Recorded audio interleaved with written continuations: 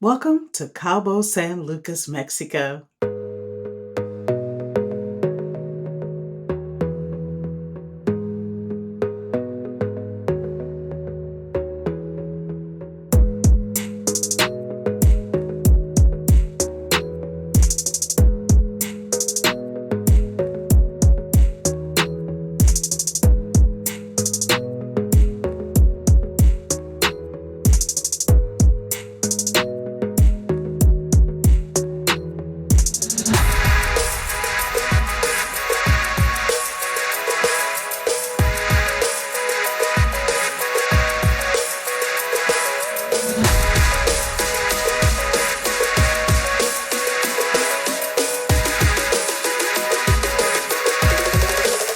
Hi, and welcome to the channel.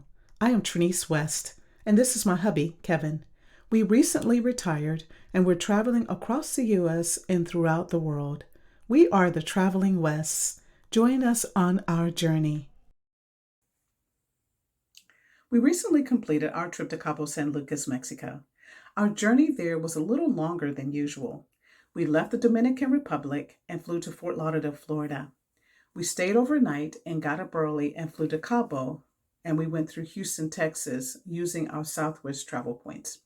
I was exhausted after this 2-day journey, but our cost for the trek across North America was a lot less expensive. We also earned more points staying overnight in Fort Lauderdale. I don't particularly like travel days, and doing 2 days was brutal, but we estimated that we saved around $1,000. We finally landed in Cabo and were able to arrange private transportation for around $65 through our Airbnb host. We stayed in Cabo for a few weeks. I really thought that we would not be able to stay in Cabo because it was very expensive. However, this is a tourist town with tourist prices, and it's set up for you to gear more for resorts. But I was able to find an Airbnb. Unfortunately, I don't have an Airbnb tour of that property because they didn't allow commercial photography, so I honored that. The Airbnb was in an ideal location. It was very spacious. However, I wouldn't recommend it because the property was very dated and it needed to be updated. But it did give us the opportunity to go to Cabo. If I had to give some tips about lodging, I would say book as far in advance as possible, or look for a package deal where you are doing a resort maybe, so you don't have to worry about food and other things if you can get a good deal on it. And especially if you're not staying very long. We booked the Airbnb about 4 months before we actually arrived, but I think if you were to look maybe about 6 months out, you probably could possibly get a better selection of properties to choose from. So let's talk about the city. There were few different areas within the tourist zone. We stayed on the main strip and it was very walkable. You could find everything that you needed on that main drag through the town. The main street, Lazara Cardenas, had restaurants, shops, tour operators, etc. You also had picturesque side streets that had mom and pop restaurants and shops. If you go further up the hill, there was a wonderful park and beautiful houses that stretched up the hillside. You also have an area leading to the beach and the resorts. There was also the Marina, which was vibrant and full of activity. It was just fun to walk and people watch on the main drag, Marina, and throughout the picturesque side streets of Cabo San Lucas. Now, one of the first things that we do when we enter a new city on our travels is to go to the local supermarket to get supplies. This is important so that we keep our costs down. There was a Super Walmart and a Chedraui grocery store nearby. Having those two options was great because sometimes it's difficult to find a grocery store near a tourist area. Our first morning, we went shopping at Walmart and we decided to stop and get a coffee. As you can see from the video clip, they have a little coffee shop inside. You can go over to the bakery, get a pastry, and then walk over to the cafe, and they will make you a cappuccino or the coffee of your choice. You can see where we are in the store. It's a very nice Walmart. Kevin's over there crunching the numbers on our purchases that we're making that day. It looks a lot like the one at home, but a little bit nicer. They even have a tortilla machine where you can get fresh tortillas. By the way, The pastry and cappuccino was great, and the price was on budget. Now, there were a lot of different types of cuisine in Cabo San Lucas, and I'm just going to list a few of the restaurants that we went to. Wicked Pizza off of the Strip was delicious, very affordable, and great service. Another place that we found at the end, and we realized a lot of expats were there, was an eco bar restaurant, the Marina. They had this wonderful special, and the food was delicious. So a lot of expats go there. So we found out about that a little bit later.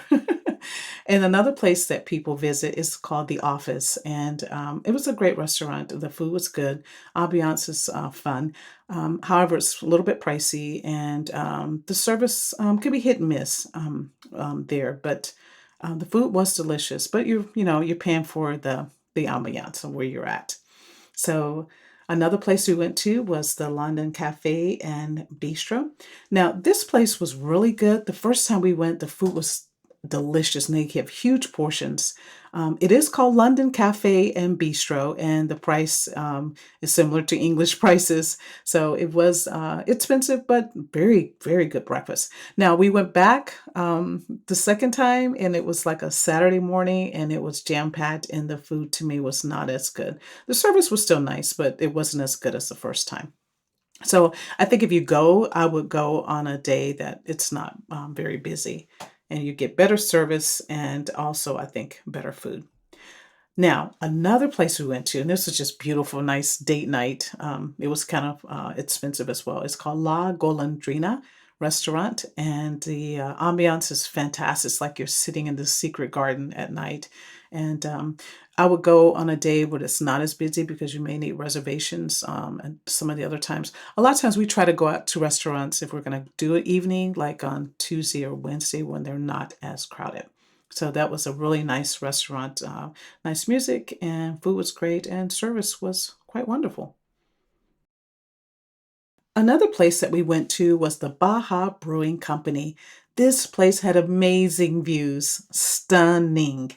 Go for the view, even if you just get a drink, appetizer, or dessert.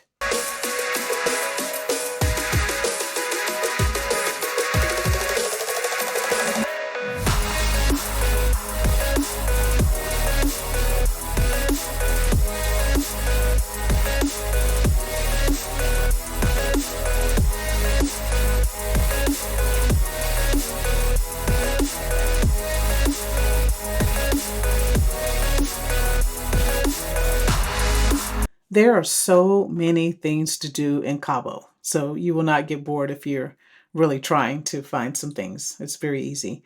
Some of the things that we did a camel ride, the UTV tour on the beach.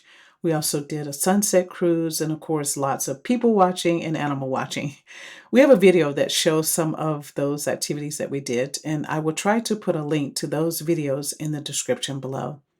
We spent a lot of time at the marina, and it was a very interesting place.